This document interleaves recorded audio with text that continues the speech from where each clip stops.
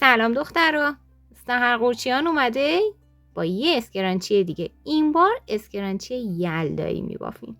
آره ببینید چقدر خوشگله. مثل همیشه من اینا رو با اضافه کامبه ها بافتم، اضافه کامبه هایی که از دستگیره ها مونده بود. کشسانی هم داره، هم تم یلدا رو داره، همین که برای کریسمس. باحاله. ممنونم و متشکرم که مثل همیشه با لایک و کامنت همراهی میکنید. بریم ببافیم. ببافیم. برای بافت این مدل اسکرانچیا ما کش موی کوچیک میخوایم. ببینید چقدر کوچیکه. خب میتونیم بزرگتر هم داشته باشیم دیگه، اما از اونا استفاده نمی کنیم. حالا من اینو قبلا بافتم، فیلمش هم هستش، میتونید ببینید. خب میبینید کش موه دیگه. خودمون میدونیم که به مرور زمان کشسانیش رو از دست میده و کمی بزرگتر میشه. این از این بزرگتر بوده، خب چون نخم ضخیم‌تر بوده. اینجا من نخم آلیس کتان گلد بوده، یه نمه کش موی بزرگتر استفاده کردم. اما این بار من میخوام با این نخ ببافم. بهاران هستش، نخ نازک دولایه. خب قلاب مناسبش 2 هستش، اما من میدونم اگه 2 ببافم کشسانی نخواهد داشت. قلاب شماره 2.5 بردارم، 3 بردم. خب قلاب شماره 2.5 میلیمتر شماره تولیپ هستش. میبافیم. باز هم نگاه کنید، قلاب بستگی به نخ داره، شما با هر نخی میتونید ببافید. اوکی؟ اینم کش موها. ببینید میتونید از اینا استفاده. الان نگاه کنید، این بزرگه، مگر اینکه نختون ضخیم باشه که وقتی میخوایم دورش پایه بزنیم پایه ها پر بشه. حالا بریم ببافیم. من روی کدوم ببافم؟ روی این ببافم. اول یک گره میزنیم روی نخ، به این صورت رد میشیم، یه حلقه نخ بیرون میکشیم. حالا میریم این داخل. ما هم میتونیم پایه کوتاه ببافیم، هم پایه متوسط. ترجیحاً پایه متوسط میبافیم به این خاطر که کشسانی داشته باشه. از این قسمت وارد میشیم، این حلقه رو بیرون میکشیم و اینجا نگه میداریم و یک زنجیره میزنیم که ثابت بشه. به اضافه این نخ کاری نداریم.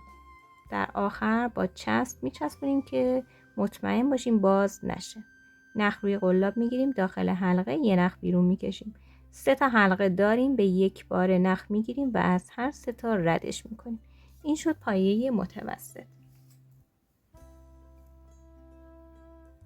دومی، دوباره نخ میگیریم، نخ داخل حلقه بیرون میکشیم، یه نخ میگیریم، از این 3 تا بیرون میکشیم. 3 تا بافتیم، 4 تا، 5، 6. اوکی؟ 48 تا باید ببافم، یعنی میشه 6 تا. 8 مرتبه میبافیم این 6 تا رو. پس شاید دوست داشته باشید که یا این که مثلا کشتون کوچیک‌تر باشه کمتر ببافیم. این تعداد باید 6 تا 6 تا پیش بره، مثلا 36 مرتبه. ولی میگم 48 یه عددیه که به همه کشا میخوره اگر که نختون مناسب باشه. میگم مثلا روی این کش باید با نخ ضخیم‌تر ببافید، دقیقا مثل این که من اومدم با آلیس کتان گلد یا یارنارت جینز، این که اسکرانچی رو با یارنارت جینز بافتم. من چون قبلا بافتم میدونم که الان روی این کش 48 تا جوابه. میبافم، برمیگردم. و نکته بعدی، همینطور که دارید میبافید خیلی آروم پایه ها رو بکشید تا جایی که کشیده نشه. فقط بکشید این سمت که جا بشه تمام پایه هایی که میخوایم ببافیم. فقط این نباشه که کش پر بشه، نه، این طرف چون میخوایم بریم گل هامون رو ببافیم، اگه پایه ها کم باشه گل ها اصلا باز نمیشه و بافتمون اینطوری شبیه کاسه میشه، جمع میشه. پس این پایه ها باید اندازه باشه. 41 بافتم، 42، 4 5 6 7 و 8. میایم سر اولین پایه متوسطی که بافتیم اینجا. خب اینجا باید بست بزنیم. به این صورت وارد میشیم، یه نخ بیرون میکشیم، از این حلقه اولیه رد میکنیم، یک زنجیره میزنیم و نخ رو قطع میکنیم، بیرون میکشیم و اینجا بافتمون تموم شد. خب میتونستیم با همون رنگم ادامه بدیم، اما من میخوام که هندوانه بیشتر واقعی تر بشه. رنگ دومم رو که بازم سبز میارم، یک گره میزنم. حالا این رج، این اضافه نخ‌ها رو کاری نداریم، ما میگم بعدن این دوتا رو به هم گره بزنم. در آخر میگم میچسبونیم دیگه، به خاطر اینکه محکم تر بشه.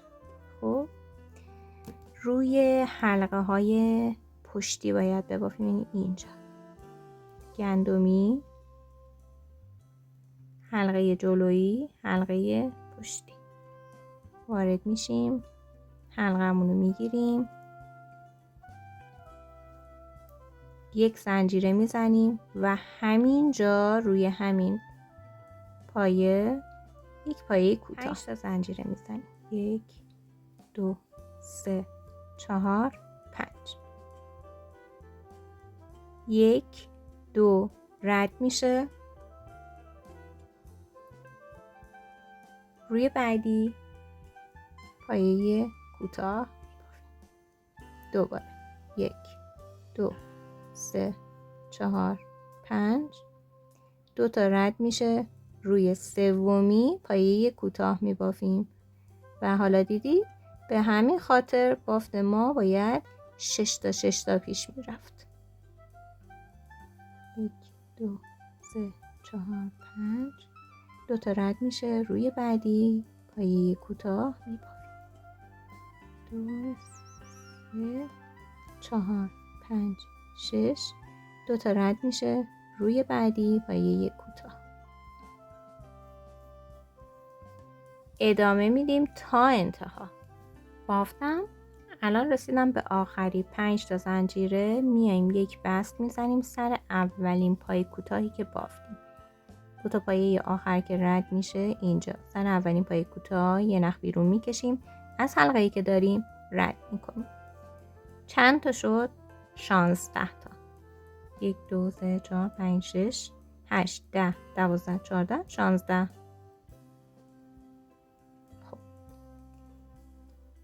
ما میخواییم اینجا ببافیم. الان وارد میشیم، یه نخ بیرون میکشیم، نخ از حلقه رد میکنیم. این شد یه بست که بیایم داخل این فضا.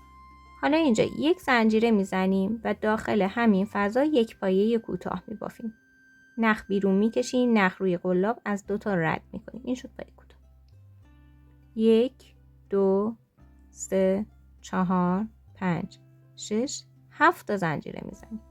3 تا رد میشه، روی 4 رومی وارد میشیم، نخو بیرون میکشیم، نخی که بیرون کشیدیم و از این حلقه هم رد میکنیم. دوباره 1 2 3. اینجا یه پیکوت شد، 3 تا زنجیره، این 4 تا پیکوت شد، دوباره 3 تا زنجیره. برمیگردیم داخل همین فضا، یک پایه کوتاه میبافیم. این اینجا بافتمون تموم شد. میریم بعدی، یک پایه کوتاه میبافیم، 3 تا زنجیره میزنیم، نخ روی قلاب میگیریم، داخل این فضا یک پایه بلند میبافیم. پس نخ رو بیرون میکشیم، نخ روی قلاب، از 2 تا رد میکنیم، نخ روی قلاب، از 2 تا رد میکنیم. حالا اینجا یک بافت تکرار داریم. زنجیره میزنیم، یک پایه بلند میبافیم. 2 تا حلقه ها یکی میشه. 3 مرتبه باید ببافیم. زنجیره، پایه بلند، زنجیره، پایه بلند. خب پس شد پایه کوتاه، 3 زنجیره، پایه بلند. زنجیره پایه بلند رو 3 مرتبه بافتم.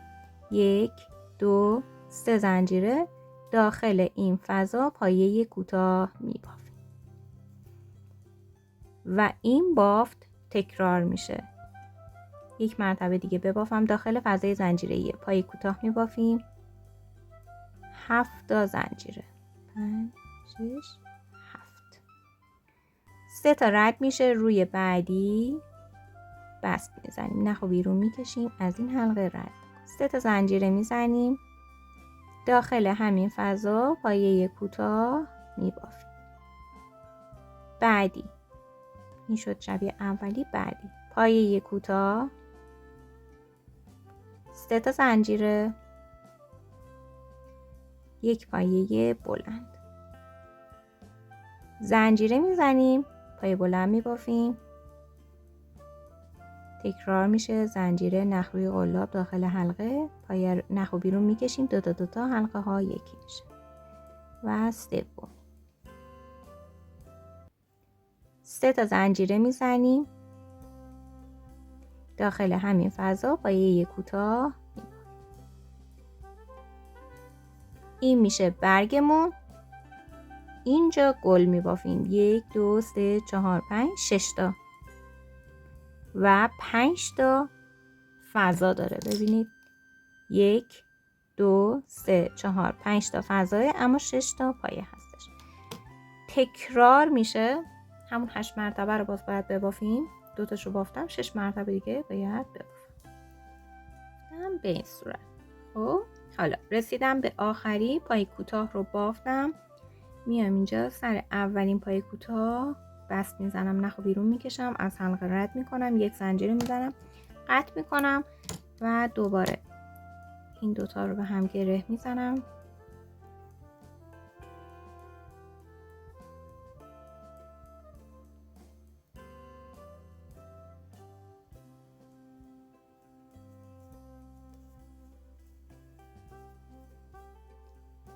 خواهیم بریم داخل این فضاهای زنجیره‌ای ببافیم. ما 2 تا رنگ نزدیک به هم رو میخوایم. به این صورت یا این دو رنگ نزدیک هم باشه. اول کم رنگ رو برمیداریم، یک گره میزنیم داخل یکی از فضاهای زنجیره‌ای، سر میکنیم. سعی میکنم نزدیک همین گره اولی باشه. اینجا بین 3 زنجیره و اولین پای بلندی که بافتیم نخمون رو سر میگیریم، 3 تا زنجیره میزنیم، نخ روی قلاب داخل همین فضا یه نخ بیرون میکشیم، دو تا یکی میکنیم، 3 زنجیره پایه بلند. تمام فضاهای بعدی به همین شکل 2 تا پایه بلند میبافیم. نخ روی قلاب، نخ بیرون میکشیم، دو تا میبافیم، نخ روی قلاب، نخ بیرون میکشیم و حالا دو تا میبافیم.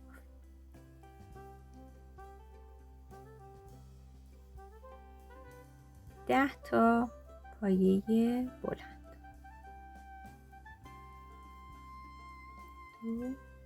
و اینجا آخری میشه ما بین پای بلند و 3 زنجیره. 10 تا پای بلند. حالا ببینید به این سمت میچرخیم به این شکل تا بشه. خب سر اولین زنجیره بست میزنیم، وارد میشیم، نخ و بیرون میکشیم، از این حلقه رد میکنیم. این بافتمون اینطوری گرد شد، شبیه گل شد. یک زنجیره میزنیم همینجا سر سومین زنجیره که الان بست زدیم، 3 مرتبه پایه کوتاه رو میبافیم. 2 3. دوباره بعدی همینطور روی هر پایه 3 مرتبه پایه کوتاه میبافیم. 10 تا پایه داشتیم، میشه 30 تا.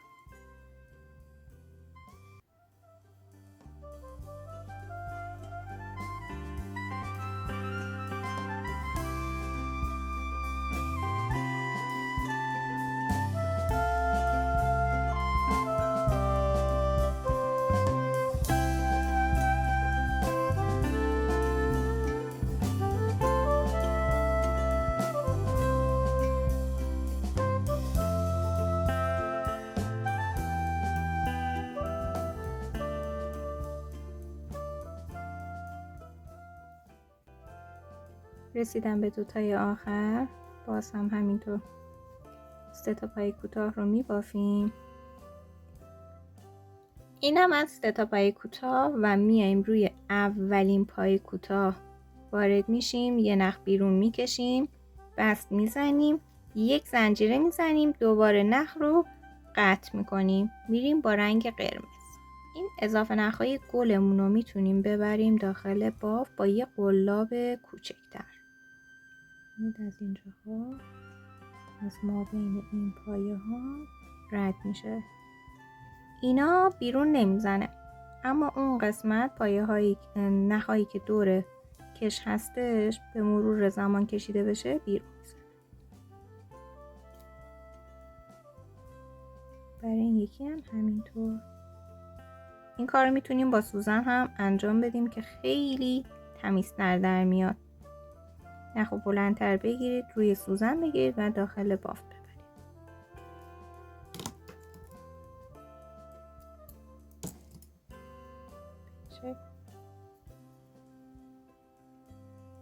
میریم سراغ رنگ قرمزمون.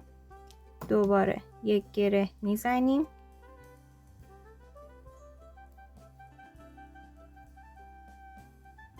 روی یکی از پایه ها نخمون رو سر میگیریم. من رو همون پایه اولی سر گرفتم.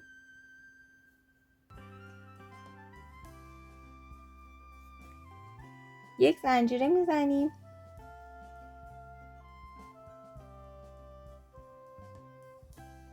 یک پایه کوتاه همینجا روی همین پایه میبافیم.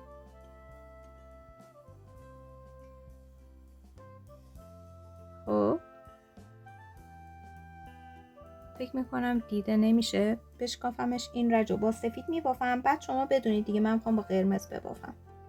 گره میزنم، روی یکی از پایه ها نخ رو سر میگیرم، 1 زنجیره، آره الان دیده میشه، داخل همین پایه 1 پایه کوتاه میبافیم، 3 تا زنجیره میزنیم، دوباره پایه بعدی پایه کوتاه، اضافه این نخ رو هم پشت بافت نگه داشتم. همین بافت تکرار میشه. 3 تا زنجیره، پایه کوتاه.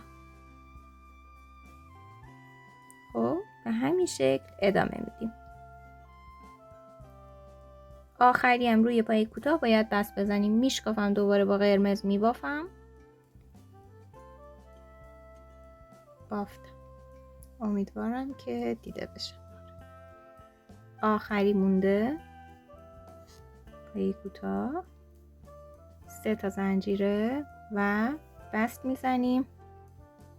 روی اولین پایه کوتاهی که بافتیم نخو بیرون میکشیم، از حلقه رد میکنیم، 1 زنجیره میزنیم. حالا من اینجا نخو بلندتر میگیرم که بهتون بگم چطور میره روی سوزن و داخل بافت. اون یکی نخی که رفت داخل بافت اینجا یه کوچولو بیرون مونده، اینو چی میکنیم تمیز بشه. این نخو گرفتم روی سوزن. تمیزترین راه سوزنه، اما میگم اون قسمت اول فقط بیرون میزنه. از پشت بافت داخل پایه ها رد میشیم.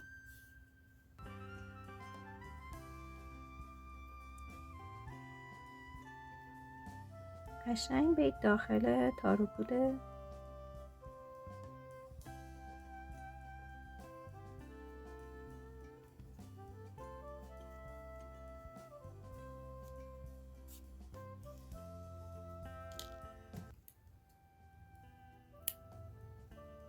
تمام این گل ها باید بافته بشه. حتی میتونید مثلا 2 رنگ ببافید یا هر کدوم رو یه رنگ ببافید، اما باید دقت کنید دیگه رنگامیزی به هم بیاد. یه رژه دیگه باقی مونده که ما باید با رنگ سفید ببافیم.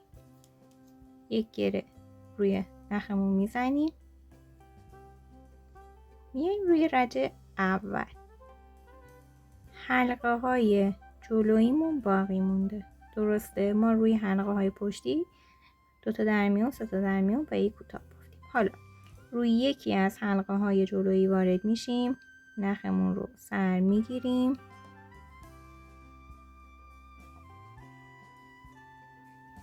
بیرون میکشیم، 3 تا زنجیره میزنیم. روی بعدی بست میزنیم، یعنی وارد حلقه جلویی میشیم، نخو بیرون میکشیم، از حلقه رد میکنیم. دوباره 3 تا زنجیره، همین بافت تکرار میشه. یه بعدی بستمون رو میزنیم، 3 تا زنجیره بست.